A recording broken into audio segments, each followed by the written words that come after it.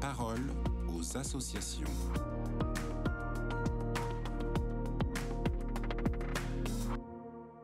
Valérie-Anne Maître, bonjour. Vous êtes la rédactrice en chef adjointe du magazine de l'association de la Société de Saint-Vincent-de-Paul. Et ce matin, vous avez décidé de nous emmener en balade dans Paris. Prenez de bonnes chaussures en sortant du studio parce qu'on va marcher un peu. Je vous emmène sur les traces de Frédéric Ozanam. C'est un parcours que plusieurs bénévoles de la Société de Saint-Vincent-de-Paul réalisent lorsqu'ils viennent à Paris. Il y a quelques semaines, par exemple, une vingtaine de personnes est venue spécialement d'Angers. Et pour ces Vincenciens, c'est comme ça qu'on s'appelle entre nous, c'était presque un pèlerinage. Ils venaient marcher sur les pas de Frédéric Ozanam, le fondateur de la Société de Saint-Vincent-de-Paul. Alors on commence par un lieu très important, c'est la crypte de l'église Saint-Joseph-des-Carmes, parce que c'est là que se trouve le tombeau de Frédéric Ozanam. Et puis à quelques rues de là, on s'arrête aussi dans la chapelle des Lazaristes, c'est-à-dire la congrégation de la mission, où se trouve le reliquaire de Saint-Vincent-de-Paul. C'est lui qui, par son charisme et son action, a inspiré les fondateurs de notre association au point de lui donner son nom. Lors de leur visite à Paris, les bénévoles prennent le temps de s'arrêter dans l'un ou l'autre de ces lieux pour se recueillir, bien sûr, mais aussi se ressourcer.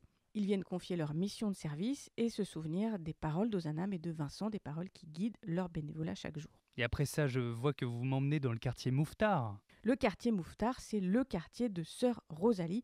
Vous savez, celle qui, la première, envoie Ozanam et ses amis visiter des familles dans le besoin en 1833 lorsqu'ils décident d'agir pour aider les personnes dans le besoin. Aujourd'hui, dans ce quartier Mouffetard, qui a bien changé, Sœur Rosalie reste présente. Par exemple, dans l'église Saint-Médard, on peut venir prier devant une jolie statue qui rend hommage à son action envers les nécessiteux. Et puis, pas très loin de là, il y a une église qui s'appelle l'église Sainte-Rosalie et elle accueille une équipe de bénévoles de la Société de Saint-Vincent-de-Paul, une équipe très active notamment dans l'accueil des personnes de la rue. Valérie-Anne, quand je pense à Frédéric Ozanam, je pense aussi à l'église Saint-Étienne-du-Mont. Vous la connaissez ? Sur la montagne Sainte-Geneviève, à 2 pas du Panthéon, c'est une belle église et pour ceux qui la connaissent, elle possède un très très beau jubé. Saint-Étienne-du-Mont, c'était la paroisse d'Ozanam, c'était son église et il y a là-bas toujours une équipe de bénévoles ultra dynamique. Il s'occupe notamment d'un petit déjeuner solidaire tous les samedis matins pour les personnes fragiles de leur quartier et ces bénévoles sont aussi très heureux de faire visiter leur église aux Vincenciens lors de leur passage à Paris.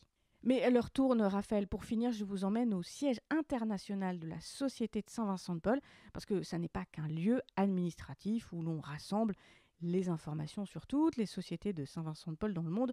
Non, c'est aussi un lieu important pour les bénévoles parce qu'ils peuvent voir quelques objets personnels d'Ozanam dans un petit musée récemment réagencé. Il y a des vitrines où on peut voir sa toge de professeur, des livres et puis des portraits de famille. Et il y a aussi les photos de tous les présidents internationaux de la Société de Saint-Vincent-de-Paul depuis 1833, ainsi qu'une grande carte qui montre l'action de l'association dans le monde aujourd'hui.